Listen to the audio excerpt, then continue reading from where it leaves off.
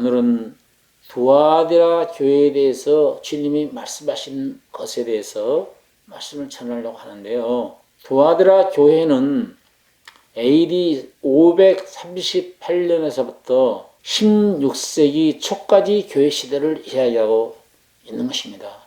종교 암흑 시대라고 불리우고 있지요. 통탄스러운 희생이라고 붙여졌습니다.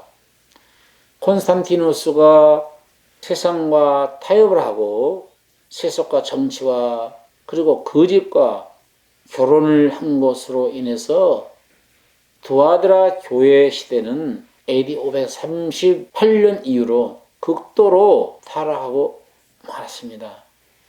그래서 이 시기를 일컬어서 교회 암흑시대라고 말하고 있는데, 종교 암흑시대에는 하나님이 눈을 감았어요.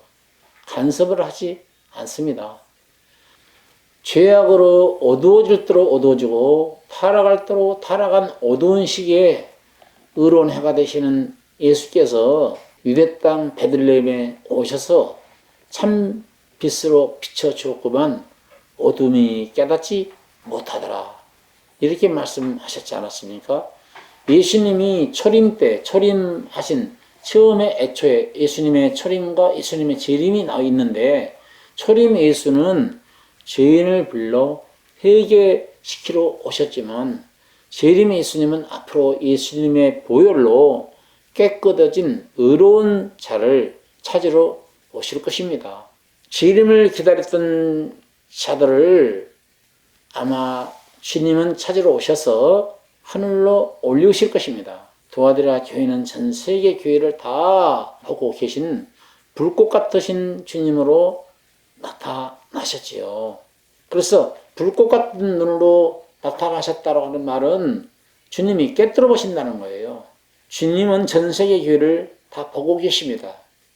교회가 진리와 비진리와 타협했는지 바른 진리의 길을 걷는지를 다 보고 계신다는 것이죠. 그래서 진리에 서서 바른 길을 걷는 사람들을 하나님은 구원하시겠지만은 진리의 길에서 이탈한 사람은 하나님은 엄중하게 심판하시고야 마시게 될 것입니다.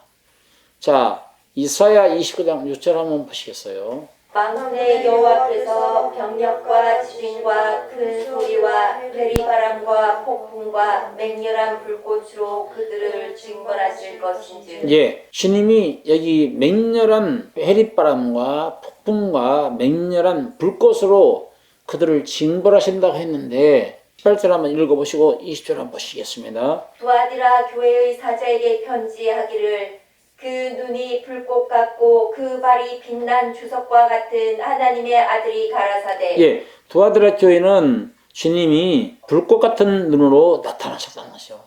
불꽃 같은 눈으로 두아디라 교회에 나타나셔서 말씀하고 계시는데, 모든 것을 보고 알고 계신다는 거고, 진리에 서서 바른 길을 걷는지, 진리에서 이탈된 길을 걷는 것인지, 헛개의 길을 붙잡고 있는 것인지, 거짓된 길을 걷고 있는 것인지를 다 알고 계신다는 것이고, 진리의 길에 서서 걷는 자는 구원하시겠지만 진리에서 벗어나고 비진리의 길을 걷는 자를 주님께서는 불꽃 같고 그다음에 그 발이 빛난 주석 같으신 하나님 아들 되신 예수 그리스도께서 말씀하신다는 거예요.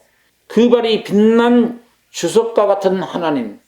그러니까 시험을 거치신 분이잖아요. 시험을 거치신 분이기 때문에 지금은 그분의 발이 빛난 주석과 같이 빛나시는 하나님으로 지금 하늘에 앉아 계시면서 참과 거짓을 정확하게 분별해내는데, 이 참과 거짓을 분별하는 말씀이 공간복음에도 소개가 되어 있는데, 알곡과 죽정이를 갈라내신다라고 하셨고, 목자가 양과 염소를 가르듯이 갈라내신다라고 하신 말씀이 계속 사도들을 통해서 제자들을 통해서 말씀하셨던 것처럼 말씀해 오셨어요. 앞으로도 시험을 받으시는 주님이, 우리 죄를 위해서 구속사를 이루시는 그 주님이 주석처럼 빛난 자리에 앉으셔서 보고 계셔서 바른 길을 걷는 사람은 구원하시되 바른 길을 걷지 못하는 자는 이사야에 있는 말씀처럼 큰 지진과 큰 소리와 해릿바람과 폭풍과 맹렬한 불꽃으로 그들을 징벌하신다, 이렇게 말씀하고 있는 것입니다. 20절. 그러나 내게 책망할 일이 있노라. 자칭 선지자라 하는 여자 이세벨을 내가 용납함이니 그가 내 종들을 가르쳐 꾀어 행음하게 하고 우상의 제물을 먹게 하는도다. 예. 그러니까 무조건 창망만이 하는 게 아니고 두아드라 교회도 칭찬받은 일을 했습니다. 19절에 보니까 내가 내 사업과 사랑과 믿음과 섬김과 인내를 아노니 이런 것들은 하나님이 칭찬을 하셨어요. 무조건 책망만 하시는 것이 아니고 칭찬부터 하시고 고칠 부분을 이야기하셨는데 칭찬은 뭐예요? 하나님을 섬기는 아름다운 마음, 그리고 하나님을 향한 사업, 선교 사업을 말하죠. 그리고 사랑, 인내, 믿음 이런 것은 칭찬받을 만하지만 이세벨의 교훈을 받아들여서 행음을 했다는 거예요. 이것은 책망받을 일이죠. 이래서 이세벨의 교훈을 몰려라는 거고, 이세벨은 성경 역사상 3대 악처예요. 아담의 부인 하와가 악처요. 아합의 부인 이세벨이 악처요. 욥의 부인이 악처입니다. 아합은 그래도 이스라엘 하나님께로 돌아가려고 무지 노력을 했지만 이세벨과 끝까지 붙잡고 하나님께로 향하지 못하게 만들었던 여인이고, 이세벨을 따르는 거짓 종들, 하나님의 종들이 다 이세벨의 게임에 빠져가지고 발람의 교훈을 쫓았던 거짓 선지자들이 많이 있었는데, 그런 거짓 선지자들을 엘리야가 기숑 강가에 모이게 해서 엘리야의 제단에 불을 내리면 내가 섬기는 하나님이 참 하나님일 것이고, 너희가 섬기는 하나님이 참 하나님이라고 한다면은 너희 제단에 불을 내릴 것이다 해서 하늘에서 엘리야가 그들이 밤새도록 간구하고 기도를 하고 피를 내게 했지만 그들의 제단에는 불을 내리지 않았고, 엘리야의 제단은 하나님 불을 내리심으로 응답하심으로 말미암아 참과 거짓이 드러났어. 드러남으로 인해서 엘리야가 거짓 선지자 850명을 기숑강가에 장사 지내 버렸지 않았습니까? 역사적인 사건이에요. 자, 오늘날 많은 참 그리스도인들이 있습니다만은 그리스도인들을 가리키는 목회자들이 미혹을 받는 것을 굉장히 조심해야 됩니다. 신실된 마음으로 하나님 앞에 서서 말씀을 전해야지 절대 유혹받거나 미혹받는 일이 없어야 되는데, 목사님이 미혹을 받고 유혹을 받습니까? 라고 질문을 하실지는 모르겠지만은 얼마든지 목회자도 유혹을 받을 수가 있는 것입니다. 그러면 엘리야 당신은 이세벨이라고 하는 음녀가 있어서 행음하게 했고 유혹을 받았지만, 두아드라 교회는 목회자들을 누가 유혹했겠나요? 스스로 유혹을 받는 것이죠. 하나님은 테스트를 하시는 분이지만 템프테이션은 안 합니다. 유혹은 안 하셔요. 유혹하시는 하나님이 아니에요. 그리고 유혹은 왜 왔냐? 야고보서 1장 14절에 오직 각 사람이 시험을 받는 것은 자기 욕심에 끌려 미혹됨이니. 자기 욕심. 그러니까 여기서 시험을 하나님 입장에서는 테스트는 하실 수 있어도 유혹은 하시지 않는다는 것이에요. 교회를 부흥시켜 보려고 하는 욕심, 큰 교회를 이루어보려고 하는 그런 욕심, 교회를 한번 건축해 보려고 하는 그런 욕심, 교회가 너무나 냉랭하니까 무엇인가 초대교회처럼 성령의 부운동을 일으켜서 으쌰으쌰 해보려고 하는 그런 욕심, 그래서 기적과 이적을 추구한데서 유혹을 받는 거예요. 데살로니가후서 2장 11절 12절을 읽어보실까요? 이러므로 하나님이 유혹을 저희 가운데 역사하게 하사 거짓 것을 믿게 하심은 진리를 믿지 않고 불의를 좋아하는 모든 자로 심판을 받게 하려 하심이니라. 자, 하나님의 흔들림 없는 진리의 말씀, 기록된 이 말씀만 붙잡고 가게 되면은 유혹받을 일이 없는데, 진리, 기록된 이 말씀을 사랑하는 마음에서 벗어나면은 유혹을 받기가 쉽습니다. 어떤 유혹이에요? 큰 교회 이루어보려고 하는 유혹, 많은 교인들을 모아보려고 하는 그런 유혹, 출세를 해보려고 하는 그런 유혹, 명예욕으로 탈선해서 정치운동을 해보려고 하는 그런 유혹, 이런 유혹들이 목회자들에게도 참 많이 있어요. 이성적인 유혹도 있고 물질적인 유혹도 있고 많은 갖가지 유혹들이 있습니다. 특히 방언을 추구하니까 거짓말하는 여인이 쏙 들어가지고 거짓 방언을 하게 한단 말이에요. 방언도 참 방언과 거짓 방언 있지 않습니까? 그런데 방언을 하는 사람들이 거짓 방언인지 참 방언인지조차도 모르고 방언을 하니까 방언이 참 방언인지 거짓 방언인지 점을 쳐주는 목회자도 또 있어요. 이런 것들 다 쓸데없는 것들이죠. 그 유혹의 길입니다. 열왕기상 22장 22절에 보니까 거짓 선자 입에 거짓말하는 영이 들어가가지고 거짓말을 예언하도록 만들었다니까. 그래서 아합에게 거짓말하는 영이 들어간 선지자들 입을 통해서 거짓말 예언을 받고 아합이 적군과 싸우러 가다가 우연히 싼 화살에 맞아 비극적으로 죽음을 당하지 않습니까? 참 선자가 있었어요. 미가 선지자가. 근데 미가 선지자 말을 안 들었어. 아합이. 400인의 선지자가 다 아합에게 똑같은 이유동성으로 똑같은 말을 해줬습니다. 근데 그 400인의 선지자 입속에는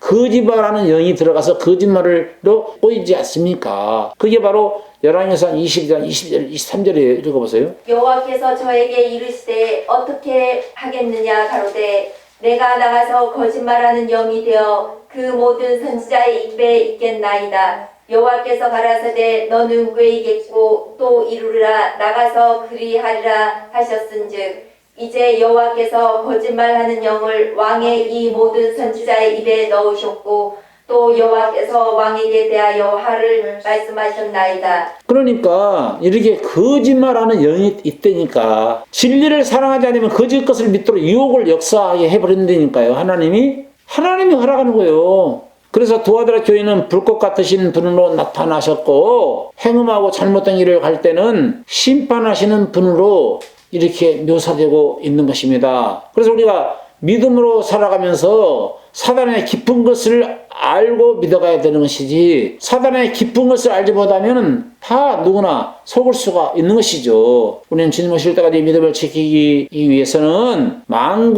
믿음을 지키는 자는 만국을 다스릴 수 있는 권세를 주신다고 말씀하셨으므로 말씀을 붙잡고 말씀대로 아무런 마음에 뜨거운 역사가 없고 마음에 어떤 변화가 없고 초대교회처럼 방언받으면 뛰기도 하고 그렇지 않았습니까? 그런 역사가 없을지라도 약속의 말씀 붙잡고 가야 하는 것이죠. 냉랭해 보여도 노아가 120년 동안 참으면서 비 온다 물로 하나님이 심판하신다라고 하는 메시지를 120년 외쳤는데 얼마나 냉랭했겠어요. 한 번 하나님이 알려주시고 그 뒤로 두 번, 세 번 자꾸만 방정맞게 하나님 나타나셔서 노아야 곧 심판할 거다. 좀만 더 외쳐라. 그렇게 말씀하시지 않았어요. 한 번 외쳐주시고 120년 동안 비가 올 때까지 한 번도 노아는 항상 이제나 비가 올까나 저제나 비가 올까나 하면서 늘 하늘을 바라봤지만 맨날 며칠이고 하늘을 쳐다봐도 먹고 만져 먹고 비구로 만져도 없을 때 의심도 들을 법도 했지 않았겠어요? 노아 마음속에 비가 내린다는데 왜 50년을 외쳤는데도 100년을 외쳤는데도 하늘은 비구로만 하도 모아지지 않고 의심할 법도 했지 않았겠냐 이거예요. 그런데 노아의 마음속에 하나님이 주신 첫 번째 주신 말씀을 끝까지 붙잡았어요. 그러니 노아 개인 입장에서는 좀 냉랭했겠지요. 진리는 천지는 변해도 변치 않는 말씀이기 때문에 좀 냉랭해 보여도 변치 않는 이 말씀을 굳게 붙잡고 가는 거예요. 어떤 뜨끈뜨끈한 역사, 기적과 이적이 나타나는 병 고치는 역사 이런 것이 없다 해서 일부러 욕심을 내가지고 일으켜보려고 뭔가 쓰리때려 보고 입신을 해서 보려고 하고 그런 욕심을 버려야 된다는 거예요. 그래야 미혹을 안 받는 것입니다. 그러면 욕심을 갖다 보니까 미혹을 받게 되는 것이죠. 계시록 2장 2절 다시 본문으로 넘어오세요. 두아디라에 남아있어 이 교훈을 받지 아니하고 소위 사단의 깊은 것을 알지 못하는 너희에게 말하노니 다른 짐으로 너희에게 지울 것이 없노라. 예, 여기 말씀에는 사단의 깊은 것을 너희가 알지 못한다. 사단의 깊은 은밀하게 사람을 유혹하고 영혼을 사냥하는 사단의 깊은 것이 있다니까. 사단의 깊은 것을 알지 못하면 누구나 다 속죄그럼 돼 있어요. 도대체 사단의 깊은 것이 무엇인가? 이 부분을 정확하게 목회자들이 짚어줘야 됩니다. 은밀하게 하나님의 광명한 천사로 가장해가지고 다가오기 때문에 사단의 그게 깊은 것을 알지 못하는 거예요. 거짓 목회자들이 나는 거짓자입니다라고 이마에 써붙이고 다가온다면은 이리가 양의 탈을 쓰고 다가오게 되면 소위 나는 노랗지라는 일입니다라고 양의 탈을 썼다라고 하는 것을 써붙였다고 한다면 알겠는데 오히려 빛이 나거든요. 거짓자일수록 오히려 더욱더 빛이 난단 말입니다. 더 고상해 보이고 더 경건해 보인다 이거예요. 그러니까 속는 것이죠. 25절 읽어봅시다. 다만 너희에게 있는 것을 내가 올 때까지 굳게 잡으라. 굳게 잡으라는 거예요. 다만 너에게 있는 것이 뭐예요? 그동안 바울 사도가 전해준 메시지, 디모데가 전해준 메시지, 디도가 전해준 메시지, 교보들이 전해준 메시지. 자, 사도 다음에 사도가 바울이라든가 사도 요한이라든가 이런 사람들이 사도고, 속사도가 누구죠? 디모데라든가 디도 같은 사람이 속사도죠. 그 다음에 세 번째는 속사도가 죽고 난 다음에는 교부들이 전했지 않았겠어요? 이때만 하더라도 500년 되니까 16세기니까 교부들이 전했지 않았겠습니까? 하나님의 살아있는 교부들의 메시지를 꾸준히 전해왔지 않았겠냐. 지금은 이제 목회자들이 전하겠지만은 생명이 있고 상식이 있고 복음 있는 주의 종들은 사도들이 전한 메시지를 지금도 속죄를 전할 것이고 구속의 은혜를 전할 것이고 은혜에 대한 복음을 전할 것이고 율법으로는 행위로는 구원을 받을 수 없다고 말할 것이고 믿음으로만이 구원이라고 말할 것이고 하나님의 말씀은 흔들림이 없는 것처럼 복음도 흔들림이 없으니 복음에서 다른 복음을 흘러가지 말으라고 하는 메시지를 동일하게 전할 거란 말이죠. 그런 메시지, 지금까지 전해왔던 메시지, 역사적으로 타고왔던 메시지, 복음이라고 하는 것은 사도성이 있어야 되는 거잖아요. 사도들이 전한 복음이어야 되잖아요. 그리고 그 사도성이 있고 역사적으로 흘러온 복음이어야 되잖아요. 그리고 계시성이 있어야 되는 거 아닙니까? 이 계시 복음이 뭐예요? 지금도 성령의 내마론에서 깨닫게 해주시지 않습니까? 그래서 참 하나님의 그리스도인들에는 성령의 간섭이 있는 거예요. 스승 대신 성령이 내마로 가르쳐 주심으로 인해서 늘 스승 대신 주님으로 인해서 가르침을 받는 사람은 말하는 것이죠. 가르쳐 주신 그대로 거하라는 것이죠. 있는 말씀이 여기에. 또 다른 말씀이 없어요. 이세벨의 행음은 새롭게 창출된 메시지예요. 거기에 무슨 뜨끈뜨끈한 역사하고 뛰는 역사가 있고 처럼 보여도 그것은 아닌 것이죠. 그래서 25절에 보니까 그래서 너에게 있는 것을 내가 올 때까지 너에게 지금까지 받은 메시지를 굳게 잡아야 되고 그 다음에 26절에 이기는 자와 끝까지 내 일을 지키는 그에게 만국을 다스리는 권세를 주리니 이기는 자 하나님의 말씀으로 끝까지 이기는 자는 만국을 다스릴 수 있는 권세를 주시겠다 이렇게 말씀하고 있는 것입니다. 자, 이런 자에게는 이사야 43장 2절을 붙들어야 될 것 같아요. 이사야 43장 2절 말씀을 꼭 붙잡으시기 바랍니다. 진리의 말씀을 가지고 복음의 말씀을 가지고 속죄, 주님이 나에게 모든 죄를 청산했고 제3을 주셨다라고 하는 그 메시지를 확실하게 붙잡고 있는 자, 피가 마음속에 지금 흐릅니까? 보혈의 능력을 얻고 갑니까? 우리 깨끗이 못하는 우리 양심의 주님의 보혈로 말미암아 핏부림을 받은 사람은 하나님이 이사야 43장 2절처럼 지켜주시겠다는 거예요. 읽어보세요. 내가 물 가운데로 지날 때에 내가 함께 갈 것이라. 강을 건널 때에 물이 너를 짓몰지 못할 것이며 내가 불 가운데로 행할 때에 타지도 아니할 것이요 불꽃이 너를 사르지도 못하리니. 그러니까 두아드라 교회 사자에게 편지하기를 그 눈이 불꽃 같고 그렇잖아요. 이 불꽃 같으신 주님의 이 불꽃이 온 천지 전 세계에 속해 있는 7교회 보고 계시는 하나님인데 믿음을 지키는 사람에게는 이같이 지켜주시지만 믿음과 벌어지게 되면은 불꽃이 심판의 불꽃으로 바뀌어서 심판하시겠다는 거예요. 그래서 오늘 본문의 이사야 43장 2절에 불꽃이 살아버렸다는 거예요. 복음주의자는 불꽃이 너를 사르지 못하게 지켜주겠지만 복음을 내서 이탈된 자는 불꽃이 오히려 너를 사를 것이다. 이렇게 말씀하고 있는 것입니다. 우리가 부자 나사로 비유를 보게 되면 거지 나사로는 아브라함 품에 안겼지만 부자는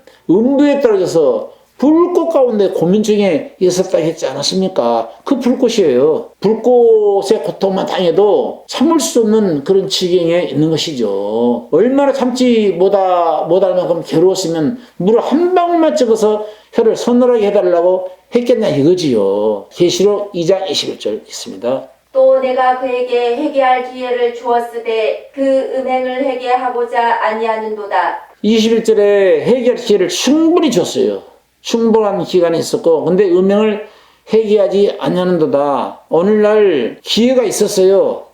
지금도 늦지 않습니다. 그러나 회개하지 않으면 가르치는 목회자뿐만 아니라 그가 전도해서 복음으로 난 자식까지 환란에 집어넣겠다는 거죠. 병상에 집어넣겠다는 것이죠. 살아난 내 자식이 시름시름 죽어가듯이 죽게 될 것이다. 그렇게 말씀하고 있는 것입니다. 그래서 2장 23절에 그 말이 나오잖아요. 볼지어다 내가 그를 침상에 던질 터이요 또 그로 더불어 행음하는 자들도 만일 그의 행위를 해결치 아니하면 큰 환난 가운데 던지고 또 내가 사망으로 그의 자녀를 죽이리니 모든 교회가 나는 사람의 뜻과 마음을 살피는 자인 줄 알지라. 내가 너희 각 사람의 행위대로 갚아주리라. 행위대로 갚아주시겠다. 이렇게 말씀하고는 자녀를 침상에 내 던져버린다는 거예요. 개인적으로 잘못된 일을 걸어가게 되면은 범죄 길을 걷고 복음에서 이탈된 길을 걸어가면은 개인적으로 내 자녀가 고통스러울 때는 견디지 못하는 거거든요. 부모가 내 사랑하는 정말 자녀 아브라함이 그랬을 겁니다. 주여 이삭을 달라하지 말고 내가 차라리 내 몸을 거두시면 안 될까요?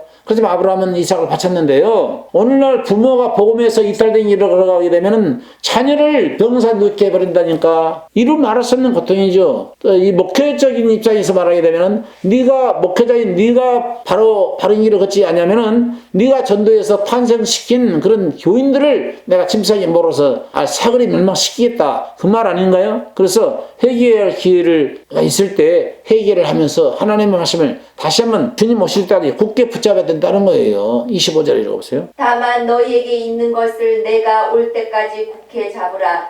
복음 안에 굳게 잡고 그 다음에 이기는 자와 끝까지 내 일을 지키는 그에게 만국을 다스리는 권세를 주리니 그러면서 27절 그가 철장을 가지고 저희를 다스려 질그릇 깨뜨리는 것과 같이 하리라. 나도 내 아버지께 받은 것이 그러하니라. 만국을 다스리는 권세는 무엇이고 철장으로 질그릇 깨뜨리는 것 같이 하리라. 이 말이 도대체 무슨 말일까요? 세대주의자들은 천년왕국에서 왕노릇하면서 백성을 철장으로 질그릇 깨뜨리듯한 영광을 부여받고 누린다라고 말합니다. 그러나 복음적 해석은 만국은 사단이 다스리죠. 자, 사단은 예수님께서 천하 만국을 보여주면서 한 번만 경배하면 만국을 넘겨주겠다. 이렇게 마태복음의 4장에 시험을 했습니다. 그러나 예수님이 십자가로 승리를 하셨고 하나님의 자녀에게 권세를 주신 이상 그리스도인들은 만국을 다스릴 수 있는 마귀 위에서 군림할 수 있는 능력이 있어요. 그러니까 결국 주님이 지상 재림할 때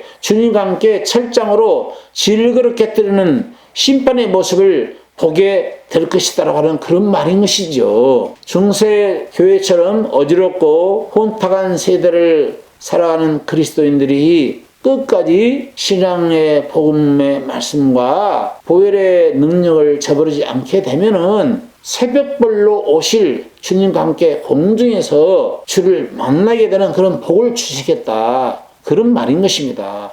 28절 29절 읽어보겠습니다. 내가 또 그에게 새벽별을 주리라. 귀 있는 자는 성령이 교회들에게 하시는 말씀을 들을지어다. 귀 있는 자는 성령이 교회들에게 하시는 말씀을 들으세요. 여러분들이 정말 기회가 있습니까? 여러분들이 정말 기회 할례를 받았습니까? 그렇다고 한다면 성령이 교회들에게 하시는 말씀을 들을 수가 있을 겁니다. 이기는 자에게는 주님께서 새벽별을 주신다 했어요. 자, 새벽별이 무엇인가? 간단하게 설명하고 말씀드릴게요. 계시록 22장 16절 찾아서 읽어보시겠는데요. 나 예수는 교회들을 위하여 내 사자를 보내어 이것들을 너에게 증거하게 하였노라. 나는 다윗의 뿌리요 자손이니 곧 광명한 새벽별이라 하더라. 그러니까 주님의 소리는 의로운 해로 오신 거예요. 소림은 의로운 해로 말씀하셨고 재림하실 예수님은 새벽별로 말씀하신 겁니다. 그러니까 말라기야서 4장 2절을 보니까 의로운 해가 떠올라서 치루하는 광선을 바라니니 너희가 외양간에서 기뻐 뛰며 송아지처럼 기뻐 뛰리라 이렇게 말씀을 하셨지 않았습니까? 그런데 의로운 해가 정말 유대 땅에 오셨잖아요. 생명의 빛으로 오셨지 않았습니까? 그러나 지륵같이 어두운 자들이 의로운 태양으로 오신 생명의 빛 되신 그리스도를 알아보지 못함으로 인해서 주님을 영접하지 못했어요. 그러나 영접하지 않고 그 이름을 믿는 자들에게는 하나님의 자녀가 되는 권세를 주신다라고 요한복음 1장 12절에 말씀하고 있지 않습니까? 그러니까 의로운 해로 오신 분이 초림 예수고 앞으로 오실 재림 예수는 광명한 새벽별이에요. 이기는 자에게는 이 재림의 축복을 주겠다는 거죠. 앞으로 라오디아 교회처럼 혹시 미혹의 길을 걷고 이세벨의 게임에 빠져가지고 행운의 길을 걸었다 한다 하더라도 지금이라도 늦지 않으니까 회개를 해서 참된 복음 안에 거하시게 되면 여러분 모든 세계교회가 광명한 새벽별 대신 재림 예수를 만나게 되는 그런 축복을 보게 될 것입니다. 여러분 모두가 바른 믿음 가운데 길을 걸으심으로 인해서 영광스럽게 오실 재림 예수를 꼭 광명한 새벽별로 오실 예수 그리스도를 기쁨으로 맞이할 수 있게 되기를 주의 이름으로 축원합니다.